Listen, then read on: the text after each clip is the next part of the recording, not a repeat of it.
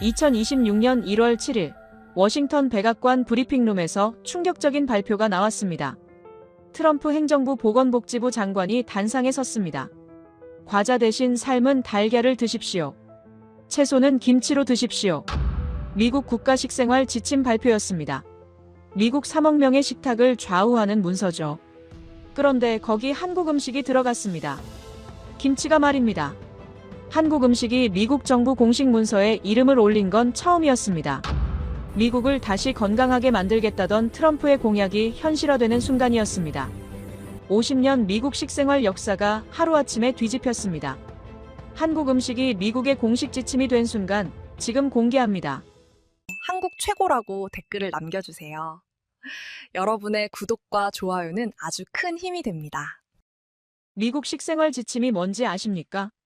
이건 단순한 권고가 아닙니다. 학교 급식, 군 식단, 저소득층 쿠폰까지 결정하는 국가 헌법급 문서죠. 그런데 그 문서에 김치가 들어간다고요? 한국 음식이요? 저는 귀를 의심했습니다. 아니, 미국이 제정신입니까? 제 이름은 마이클 앤더슨입니다. 62세, 미국 공중보건 정책 전문가죠. 보건복지부에서 18년간 식생활 지침 자문을 해왔습니다. WHO 프로젝트에도 참여했고 의회 청문회에서 증언도 여러 번 했습니다. 쉽게 말해 저는 미국인이 뭘 먹어야 하는지 결정하는 사람 중 한 명이었습니다. 2026년 1월 7일 아침 워싱턴 DC는 평소처럼 차갑고 건조했습니다. 저는 백악관 브리핑룸으로 향했죠. 새로운 식생활 지침 발표가 예정돼 있었습니다. 5년마다 나오는 이 문서는 제게 익숙한 루틴이었습니다. 그런데 그날은 달랐습니다. 브리핑룸 입구부터 보안이 삼엄했습니다. 보건 발표에 이 정도 경비라니 뭔가 이상했죠. 기자들 표정도 평소와 달랐습니다. 다들 긴장하고 있었습니다. 저는 자리에 앉으며 생각했습니다. 도대체 뭘 발표하려고 이러는 겁니까? 발표자가 단상에 올랐습니다. 그리고 첫 문장을 읽기 시작했죠. 미국인 여러분, 샐러드 대신 스테이크를 드십시오. 순간 웅성거림이 일었습니다. 저는 눈을 의심했죠. 샐러드 대신 스테이크라고요? 과자 대신 달걀을 드십시오. 브리핑룸이 술렁이기 시작했습니다. 채소는 김치로 드십시오. 그 순간 룸 전체가 얼어붙었습니다. 김치? 저는 펜을 놓쳤습니다. 옆에 앉은 기자가 저를 쳐다봤죠. 저도 그를 봤습니다. 우리 둘 다 같은 표정이었습니다. 이게 대체 무슨 소립니까? 미국 식생활 지침에 김치가 들어간다고요? 한국 음식이요? 저는 20년 넘게 이 문서를 다뤘습니다. 이 문서는 미국 3억 명의 식탁을 결정합니다. 어린이 급식 메뉴, 노인 복지 쿠폰, 군 병사들이 먹는 음식까지 전부 이 지침을 따르죠. 잘못되면 한 세대 전체의 건강이 무너집니다. 그런 문서에 김치라니요. 발표는 계속됐습니다. 단백질 권장량이 대폭 상향됐습니다. 체중 1kg당 0.8g에서 1.2g으로 올랐죠. 어떤 연령대는 2.6g까지 권장됐습니다. 붉은 고기가 공식 복권됐습니다.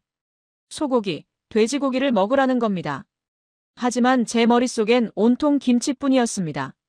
왜 김치입니까? 사워크라우트도 있고 미소도 있고 캐피어도 있습니다. 발효식품이 필요하다면 그걸 쓰면 되는 거 아닙니까? 왜 하필 김치를 미국 정부 문서에 넣는 겁니까? 발표가 끝났습니다. 질문 시간이 시작됐죠. 기자들이 손을 들었습니다. 하지만 저는 듣지 못했습니다. 머릿속이 복잡했거든요. 김치는 한국 음식입니다. 매운 채소 절임이죠. 미국인 대부분은 먹어본 적도 없을 겁니다. 그런데 그걸 국가 식생활 지침에 넣는다고요? 이건 정책이 아니라 도박 아닙니까? 브리핑이 끝나고 저는 밖으로 나왔습니다. 찬바람이 얼굴을 때렸죠. 하지만 머리는 식지 않았습니다. 저는 차에 앉아 자료를 다시 봤습니다. 분명히 적혀 있었습니다. 김치, 사워크라우트, 미소, 캐피어 같은 발효식품을 섭취하십시오. 김치가 맨 앞에 있었습니다. 우연이 아니었죠. 그때 문득 깨달았습니다. 이건 실수가 아니라는 걸 말입니다. 누군가 의도적으로 김치를 넣은 겁니다. 그것도 맨 앞에 말이죠. 왜입니까? 저는 평생 미국 정책을 믿어왔습니다. 우리가 세계 기준이라고 생각했죠.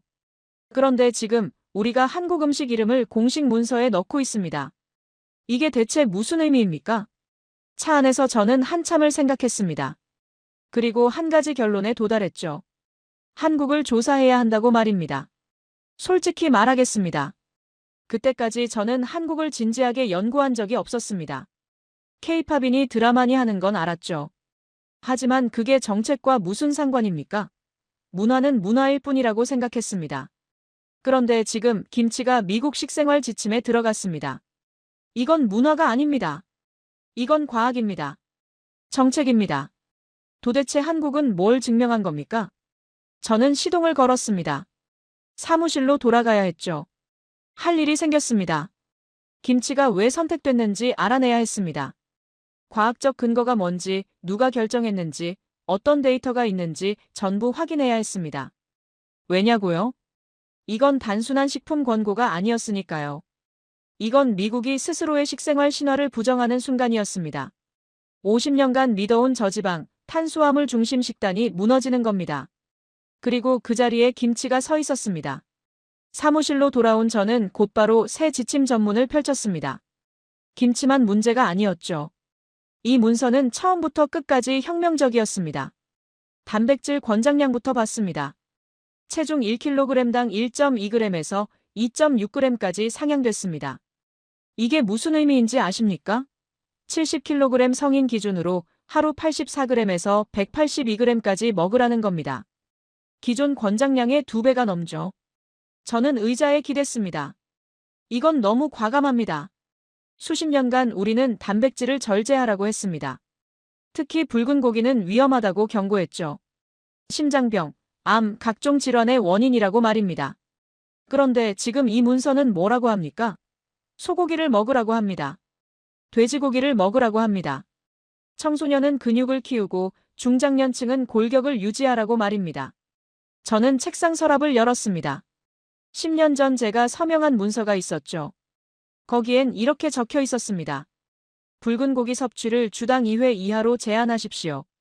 제 서명이 선명했습니다. 다음 페이지로 넘겼습니다. 초과 공식품에 대한 항목이었죠. 문구를 읽는 순간 저는 숨이 막혔습니다.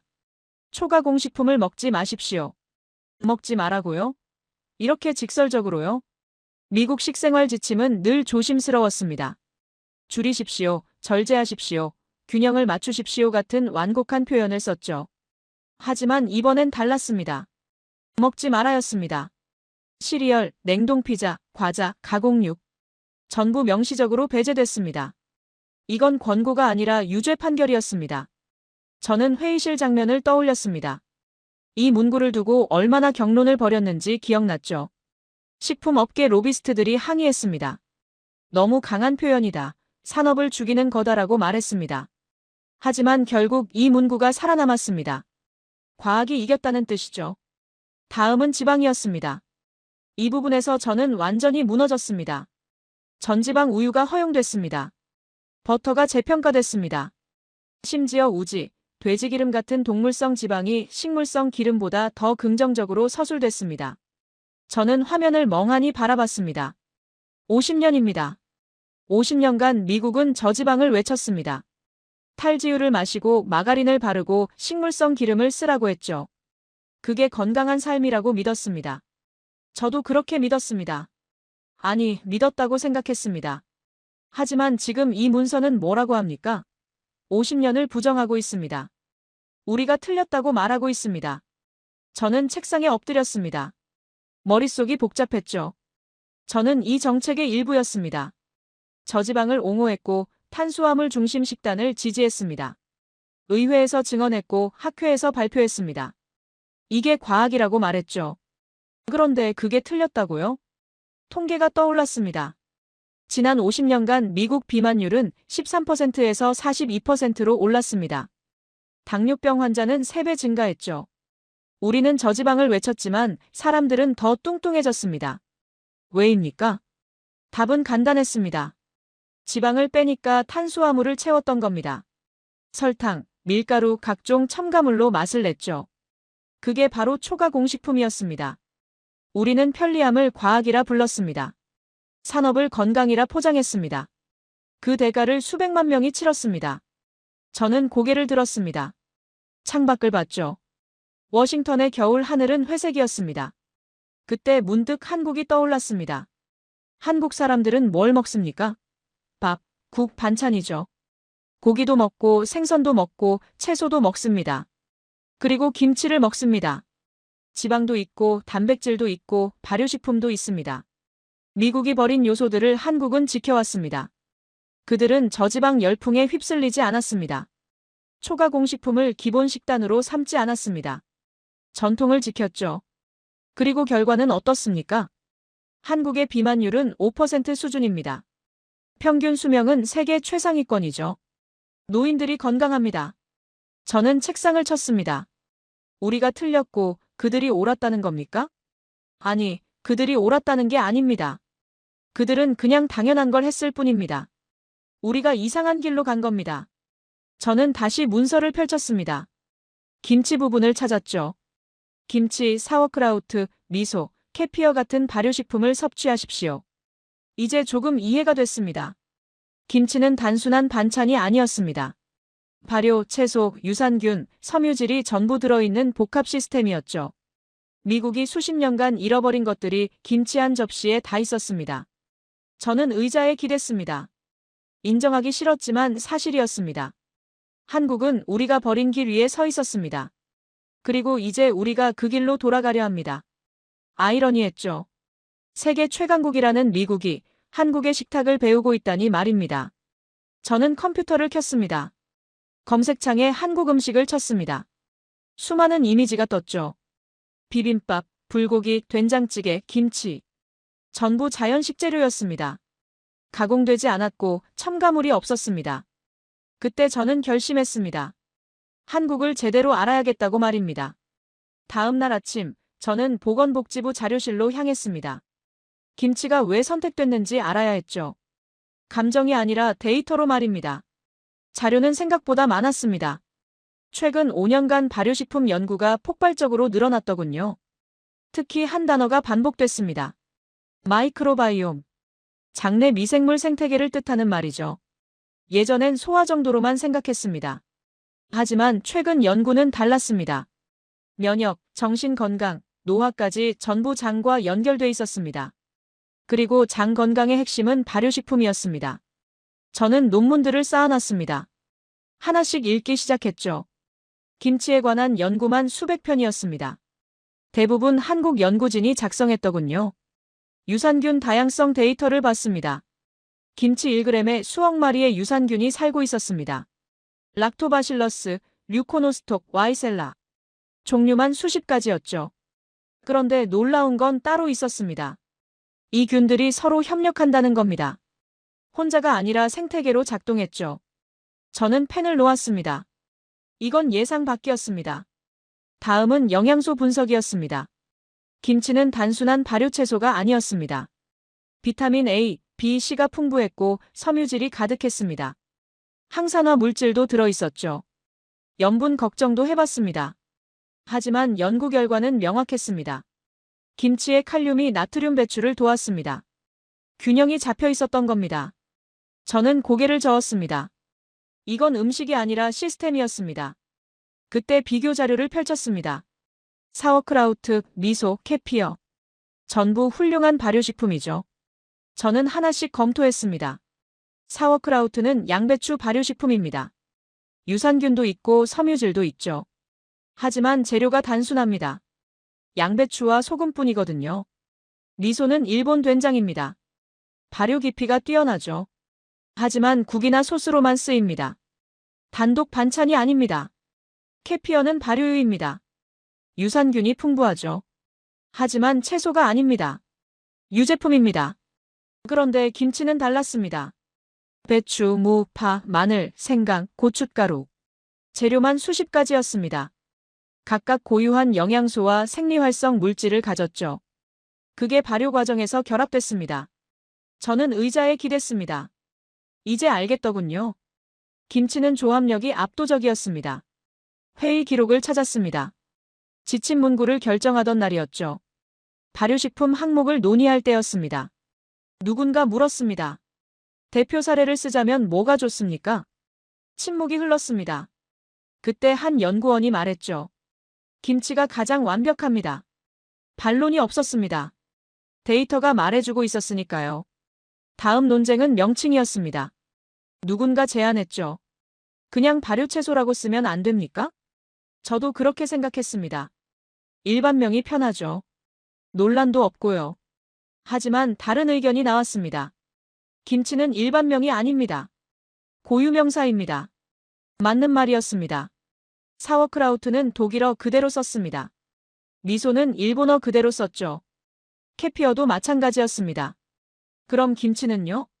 당연히 김치로 써야 했습니다. 투표는 필요 없었습니다. 만장일치였죠. 그날 저는 깨달았습니다. 이건 정치가 아니라는 걸 말입니다.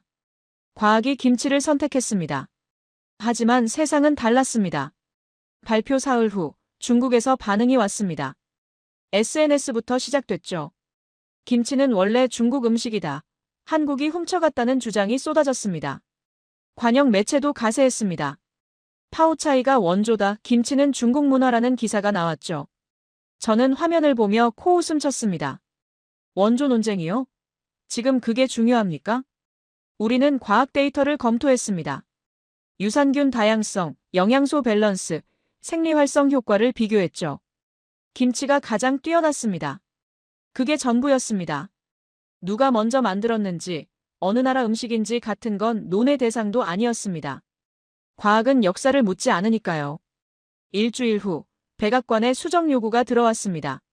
김치 표기를 빼달라는 압박이었죠. 외교적 마찰을 우려한다는 이유였습니다. 회의가 소집됐습니다.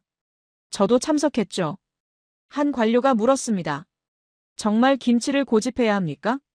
저는 대답했습니다. 그럼 사워크라우트도 빼시겠습니까? 침묵이 흘렀습니다. 미소도 빼시겠습니까? 아무도 대답하지 않았습니다. 저는 말을 이었습니다. 이중잣대를 쓰자는 겁니까? 유럽 음식은 되고 아시아 음식은 안 된다는 겁니까? 회의실이 조용해졌습니다. 결론은 명확했습니다. 수정 없음. 김치는 그대로 유지됐습니다. 왜냐고요? 과학적 근거가 흔들리지 않았으니까요. 저는 사무실로 돌아왔습니다. 창밖을 봤죠. 워싱턴의 하늘은 여전히 회색이었습니다. 하지만 제 생각은 선명해졌습니다. 김치는 더 이상 음식이 아니었습니다. 기준이 됐습니다. 그리고 기준이 된다는 건 설명하지 않아도 따라온다는 뜻입니다.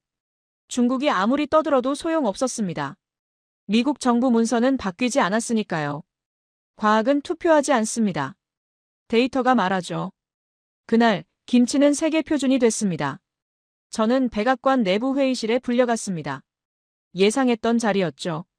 기득권은 가만히 있지 않으니까요. 회의실엔 이미 사람들이 모여 있었습니다. 곡물협회 로비스트, 저지방식품 업계 대표, 초가 공식품 기업 변호사들이었죠. 다들 표정이 굳어 있었습니다. 회의가 시작됐습니다. 첫 발언은 곡물협회였습니다. 탄수화물을 줄이라는 건 미국 농업을 죽이자는 겁니까? 다음은 저지방 업계였죠. 50년간 쌓아온 산업을 하루아침에 무너뜨리는 겁니까? 초가 공식품 기업도 가세했습니다. 소비자들이 혼란스러워합니다. 지침을 완화해야 합니다. 저는 듣고 있었습니다. 말없이 듣고 있었죠. 그때 한 로비스트가 말했습니다. 그리고 김치 말입니다. 너무 이질적이지 않습니까? 회의실 공기가 바뀌었습니다. 미국 식단에 맞지 않습니다. 매운 음식을 국가 지침에 넣는다고요? 다른 사람이 거들었습니다. 사워크라우트나 캐피어도 있는데 왜 굳이 김치입니까? 저는 그들을 바라봤습니다. 5년 전이었다면 저도 똑같이 말했을 겁니다. 아니, 실제로 그랬습니다. 하지만 지금은 달랐습니다. 데이터를 봤으니까요. 논문을 읽었으니까요. 김치가 왜 선택됐는지 알았으니까요. 저는 입을 열었습니다. 이질적이라는 게 무슨 뜻입니까? 로비스트가 대답했습니다. 미국인들이 익숙하지 않다는 뜻입니다. 저는 물었습니다. 그럼 사워크라우트는 익숙합니까? 미소는요? 캐피어는요? 침묵이 흘렀습니다. 저는 말을 이었습니다. 미국인 대부분은 그것들도 먹어본 적 없습니다. 하지만 문제 삼지 않으시더군요. 왜 김치만 문제입니까? 아무도 대답하지 못했습니다. 회의는 계속됐습니다. 다음 안건은 명칭 변경이었죠.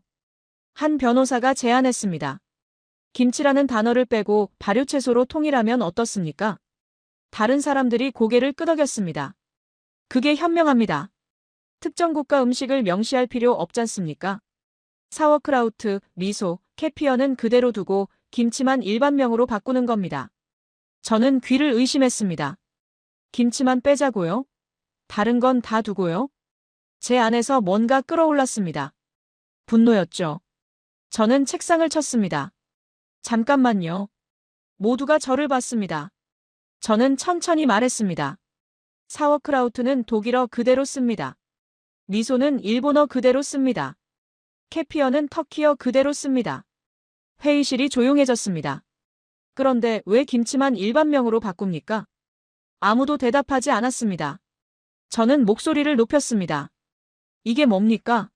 이중잣대 아닙니까? 한 관료가 끼어들었습니다. 외교적 마찰을 피하려는 겁니다. 저는 반박했습니다. 중국 눈치 보자는 겁니까? 과학 문서에서요? 침묵만 흘렀습니다. 저는 계속 말했습니다. 우리는 데이터를 검토했습니다. 김치가 가장 우수했습니다. 유산균 다양성, 영양소 밸런스, 생리활성 효과 전부 말입니다.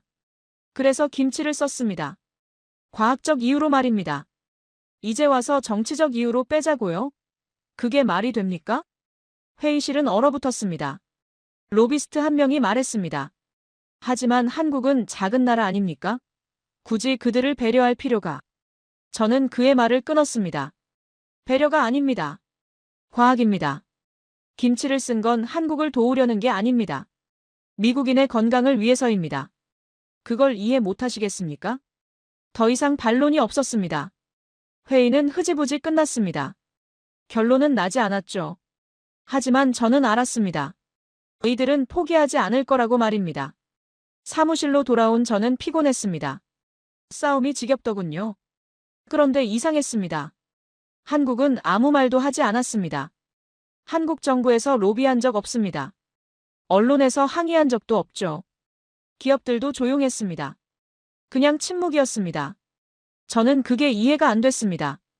자기 나라 음식이 미국 정부 문서에 들어갔는데 왜 아무 말도 안 합니까? 며칠 후 한국 대사관 관계자를 우연히 만났습니다. 저는 물었습니다. 왜 아무 말도 안 하십니까? 김치가 미국 지침에 들어갔는데요. 그는 웃으며 말했습니다. 할 말이 없어서요. 사실이니까요. 저는 멍했습니다. 사실이라고요? 네. 김치가 좋은 음식이라는 건 사실입니다. 그걸 미국이 인정했을 뿐이죠. 그게 로비로 된 겁니까? 아니잖습니까? 과학으로 된 겁니다. 그럼 우리가 뭘 더 말합니까? 저는 할 말을 잃었습니다. 그가 덧붙였습니다. 설명이 필요하면 약한 겁니다. 김치는 설명이 필요 없습니다. 그 말이 계속 맴돌았습니다. 설명이 필요 없다. 맞았습니다. 데이터가 말해주고 있었으니까요. 연구가 증명하고 있었으니까요. 한국은 떠들 필요가 없었습니다. 그날 밤 저는 혼자 생각했습니다. 김치는 이제 상징이 되어버렸습니다. 음식이 아니라 기준점이었죠. 그리고 그 중심에 한국이 있었습니다. 로비하지 않고 주장하지 않고 설명하지 않는 한국이요. 그게 오히려 더 강했습니다. 저는 창밖을 봤습니다. 워싱턴의 밤은 고요했습니다. 그날 저는 깨달았습니다. 한국 편에 선 건 제가 아니라 과학이었다는 걸 말입니다. 저는 그저 과학을 따랐을 뿐입니다. 발표 이틀 후인 1월 9일, 저는 사무실을 나와 거리를 걸었습니다. 워싱턴 시내 한복판이었죠. 점심시간이었습니다. 한식당 앞을 지나가는데 줄이 서 있었습니다. 평일 낮인데도 말이죠. 저는 멈춰 섰습니다. 간판을 봤습니다. 한국식 고기구이와 비빔밥 전문점이었죠. 줄을 선 사람들을 관찰했습니다. 백인, 흑인, 히스패닉 전부 섞여 있었습니다. 젊은이들만이 아니었죠. 중년 직장인들도 보였습니다. 저는 의아했습니다. 지침 발표가 이틀 전인데 벌써 반응이 나타난 겁니까? 아니었습니다. 가게 주인에게 물어봤습니다. 언제부터 이렇게 붐볐습니까? 주인이 웃으며 답했습니다. 작년부터요. 요즘 점심시간엔 늘 이래요. 작년부터라고요? 저는 깨달았습니다. 변화는 이미 시작되고 있었다는 걸 말입니다. 정책보다 먼저 말이죠. 다음 날, 저는 의도적으로 거리를 더 걸어봤습니다. 한식당이 얼마나 많은지 세어보기로 했죠. 10블록을 걸었습니다. 한식당이 5곳이었습니다. 5년 전만 해도 한두 곳이었는데 말입니다. 그것도 전부 번창하고 있었습니다. 저는 한 곳에 들어가 봤습니다. 점심 메뉴판을 받았죠. 비빔밥, 불고기, 김치찌개, 순두부. 다들 주문하고 있었습니다. 옆 테이블을 봤습니다. 젊은 엄마가 아이와 함께 있었죠. 아이 앞엔 김밥이 놓여 있었습니다. 엄마가 말했습니다. 천천히 먹어. 건강한 거야. 저는 귀를 기울였습니다. 아이가 물었습니다. 시리얼보다 좋아요? 엄마가 고개를 끄덕였습니다. 훨씬 좋아. 배부른데 졸리지 않잖아. 저는 충격받았습니다. 아이들 식탁이 바뀌고 있었습니다. 시리얼 대신 밥과 김을 먹는 겁니다. 그것도 정책 발표 전부터 말입니다. 저는 식사를 주문했습니다. 비빔밥이었죠.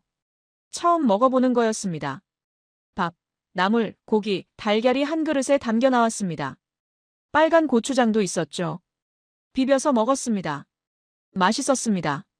아니, 맛 이전에 뭔가 달랐습니다. 포만감이 다르더군요. 배가 부른데 속이 편했습니다. 졸리지도 않았죠. 저는 숟가락을 놓고 생각했습니다. 이게 자연 식재료라는 겁니까? 가공되지 않고 첨가물 없고 그냥 재료 그대로인 음식 말입니다. 오랜만이었습니다. 이런 식사가 말이죠. 사무실로 돌아오는 길에 마트에 들렀습니다. 김치 코너를 찾아가 봤죠. 놀랐습니다. 종류가 엄청 많았습니다. 배추김치, 깍두기, 오이김치, 백김치. 한국산도 있고 미국에서 만든 것도 있었습니다. 그런데 더 놀라운 건 사람들이었습니다. 김치를 집어드는 사람들이 보였습니다.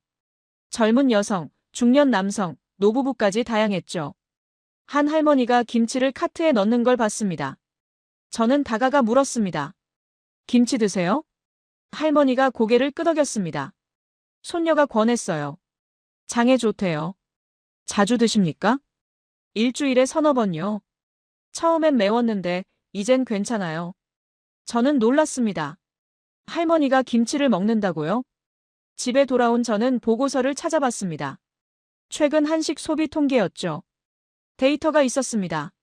지난 3년간 한식당 수가 2배 늘었습니다. 한국 식품 수입도 3배 증가했죠. 김치 판매량은 특히 놀라웠습니다. 전년 대비 40% 성장이었습니다. 그것도 정책 발표 전 수치였습니다. 저는 의자에 기댔습니다. 정책은 늘 늦습니다. 식탁은 이미 답을 알고 있었습니다. 다음 날 보건복지부에서 긴급회의가 열렸습니다. 지침 발표 후 여론조사 결과가 나왔다는 겁니다. 자료를 펼쳤습니다. 찬성 62%, 반대 18%, 유보 20%였습니다. 생각보다 높았습니다. 세부 항목을 봤습니다. 단백질 증가 찬성 70%, 초가 공식품 배제 찬성 68%, 지방 재평가 찬성 55%, 그리고 김치 포함은 58% 찬성이었습니다. 저는 놀랐습니다. 절반이 넘는다고요?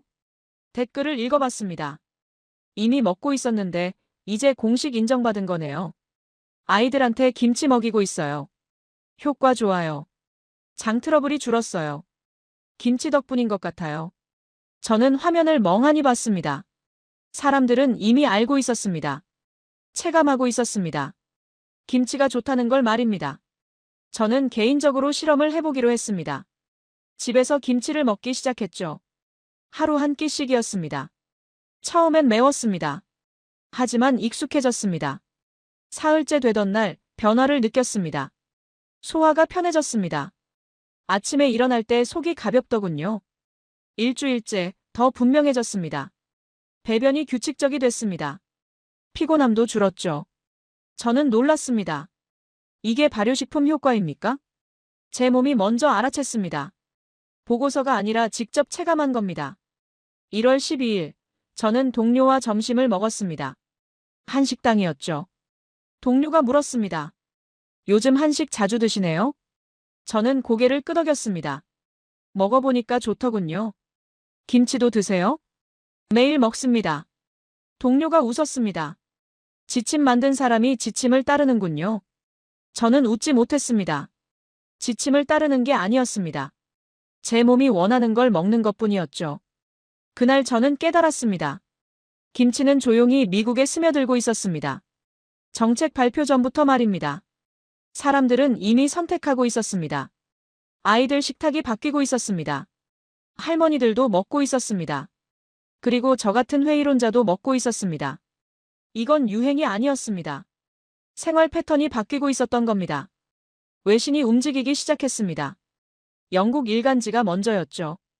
제목을 봤습니다. 미국 김치를 국가 식생활 지침에 포함.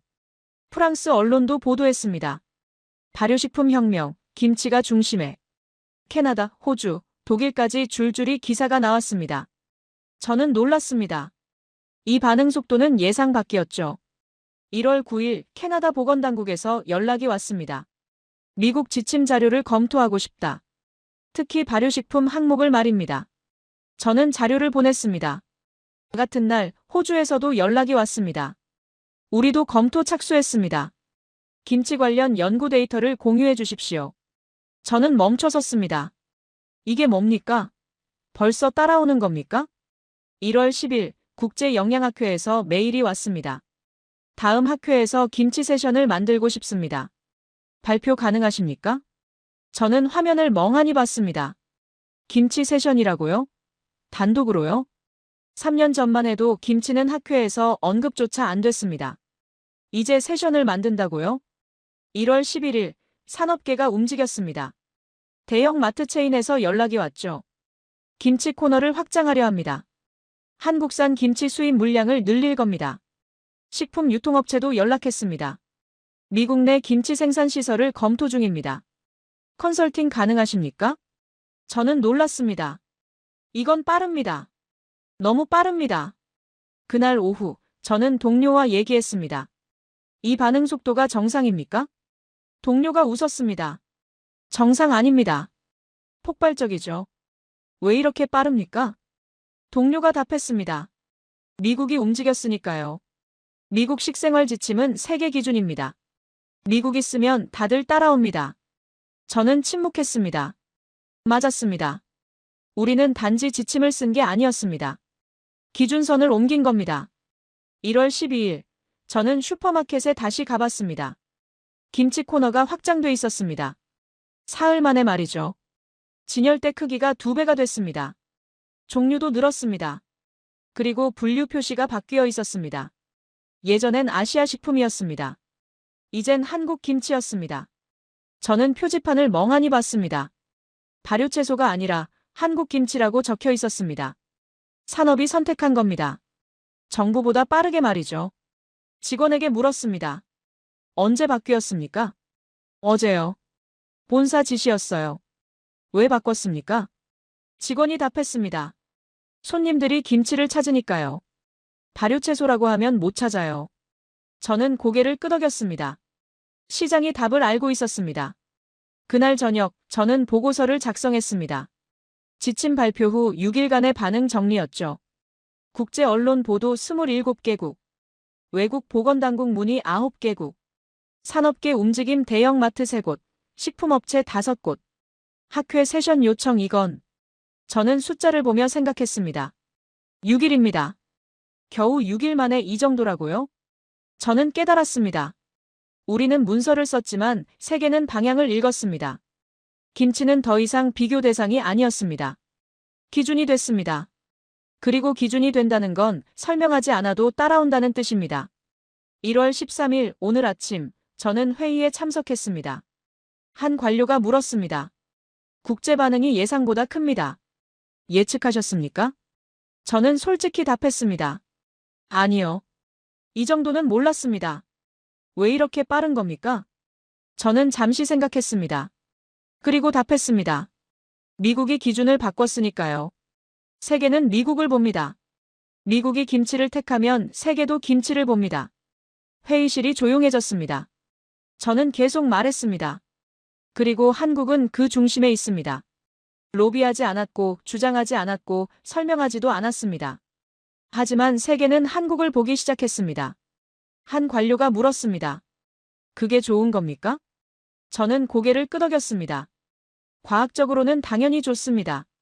정치적으로는 모르겠습니다. 하지만 그건 제 영역이 아닙니다. 회의가 끝났습니다. 저는 사무실로 돌아왔습니다. 창밖을 봤죠. 워싱턴의 하늘은 청명했습니다. 저는 생각했습니다. 6일 만에 세계가 움직였습니다. 언론이, 당국이, 산업이, 학회가 전부 김치를 보고 있습니다. 이건 유행이 아닙니다. 표준이 옮겨지는 겁니다. 그리고 그 표준의 이름은 김치입니다. 한국은 중심에 서 있었습니다. 스스로 주장하지 않았지만 세계가 먼저 알아봤습니다. 과학이 증명했고 미국이 인정했고 세계가 따라왔습니다. 저는 김치를 꺼냈습니다. 점심 식사였죠. 이제 하루도 빠짐없이 먹습니다. 한 입 먹으며 생각했습니다. 이게 바로 기준이 되는 방식이구나. 소리 없이, 그러나 확실하게 말입니다. 오늘 1월 13일 오후, 저는 책상 앞에 앉아 지난 일주일을 돌아봤습니다. 1월 7일 백악관 브리핑룸에서 김치라는 단어를 들었을 때 저는 충격받았습니다. 이게 말이 됩니까? 한국 음식이 미국식 생활 지침에 들어간다고요? 하지만 6일이 지난 지금 저는 압니다. 김치는 단순한 음식이 아니었습니다. 저는 파일을 열었습니다. 김치 연구 논문들이었죠. 유산균 다양성, 영양소 밸런스, 항산화 효과. 전부 과학이었습니다. 이건 매운 반찬이 아니었습니다. 발효 시스템이었죠. 수백 년간 축적된 한국의 지혜가 담긴 과학이었습니다. 저는 고개를 들었습니다. 김치는 이제 세 가지 의미를 가졌습니다. 첫째, 건강식품입니다. 장 건강의 핵심이죠. 둘째, 국가 신뢰의 증거입니다. 한국이 지켜온 전통이 과학으로 증명됐습니다. 셋째, 세계 기준입니다. 미국이 선택했고 세계가 따라옵니다. 창밖을 봤습니다.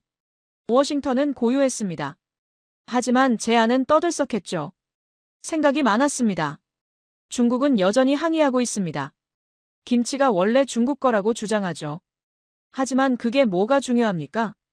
표준이 정해지면 소음은 배경이 될 뿐입니다. 미국 정부 문서는 바뀌지 않았습니다. 캐나다도 호주도 검토하고 있습니다. 국제학회는 김치 세션을 만듭니다. 마트는 김치 코너를 확장합니다. 세계는 이미 선택했습니다. 중국의 주장은 그저 소음일 뿐입니다. 저는 웃었습니다. 쓸쓸하게 말이죠. 과학은 참 공정합니다. 국적을 묻지 않고 역사를 따지지 않습니다. 데이터만 봅니다. 그게 전부죠. 그리고 데이터는 김치를 가리켰습니다. 저는 지난 6일간의 기록을 정리했습니다. 국제 언론 보도, 외국 당국 문의, 산업계 움직임, 학회 요청. 전부 김치 중심이었습니다. 이건 음식 유행이 아니었습니다. 문화를 넘어선 겁니다. 이제 건강 시스템입니다. K-팝, 드라마 다음 단계입니다. K-컬처를 넘어 K-헬스였습니다. 생활 방식 자체가 수출되는 단계였죠. 그리고 김치는 시작일 뿐이었습니다. 저는 의자에 기댔습니다. 한국은 참 이상한 나라입니다. 로비하지 않습니다. 주장하지 않습니다. 설명하지도 않습니다. 그냥 수백 년간 해오던 대로 합니다. 밥 먹고 김치 먹고 된장찌개 끓이고 살 뿐이죠. 그런데 세계가 먼저 알아봅니다. 저는 고개를 저었습니다. 이게 진짜 힘이구나 싶었습니다. 증명할 필요 없는 힘말입니다. 저는 개인적으로 많이 바뀌었습니다. 일주일 전만 해도 저는 냉소적 관료였습니다. 미국 중심적 사고를 가진 데이터주의자였죠. 한국은 제 관심 밖이었습니다. 하지만 지금은 다릅니다. 저는 매일 김치를 먹습니다. 한 식당에 갑니다. 한국 연구 논문을 읽습니다. 그리고 회의실에서 이렇게 말합니다. 한국은 우연히 성공한 나라가 아닙니다. 동료들이 저를 이상하게 봅니다. 하지만 저는 확신합니다. 한국은 우리가 버린 길을 지켰습니다. 자연 식재료, 발효 전통, 균형 잡힌 식단을 말이죠. 우리가 초가 공식품으로 달려갈 때 한국은 김치를 담갔습니다. 우리가 저지방을 외칠 때 한국은 된장찌개를 끓였습니다. 그리고 지금 우리가 돌아가려는 그 길에 한국이 서 있습니다. 저는 1월 7일 아침을 떠올렸습니다. 백악관 브리핑룸, 긴장된 공기, 그리고 그 한 단어. 김치. 그때는 몰랐습니다. 그게 무슨 의미인지 말이죠. 하지만 이제 압니다. 그건 선언이었습니다. 미국이 스스로의 오류를 인정하고 새로운 기준을 세우는 순간이었습니다. 그리고 그 기준의 이름은 김치였습니다. 한국 음식이었습니다. 저는 펜을 들었습니다. 보고서를 마무리해야 했죠.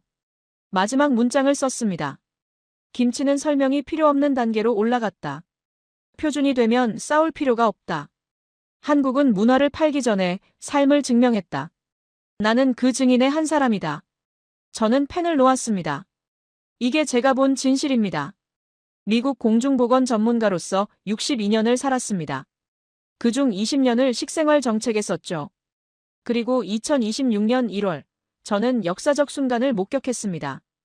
김치가 미국 국가 지침에 들어간 순간 말입니다. 저는 창밖을 봤습니다. 워싱턴에 해가 지고 있었습니다. 하지만 어딘가에선 해가 뜨고 있을 겁니다. 한국에서 말이죠. 그들은 오늘도 김치를 담글 겁니다. 수백 년 전처럼 당연하게 말입니다. 그리고 세계는 그걸 배울 겁니다. 조용히, 그러나 확실하게 말입니다. 저는 컴퓨터를 껐습니다. 집에 가서 저녁을 먹어야 했습니다. 물론 김치와 함께 말이죠. 이제 저는 압니다. 기준이 바뀌었다는 걸 말입니다. 그리고 한국이 그 중심에 있다는 걸 말입니다. 나는 그 증인입니다.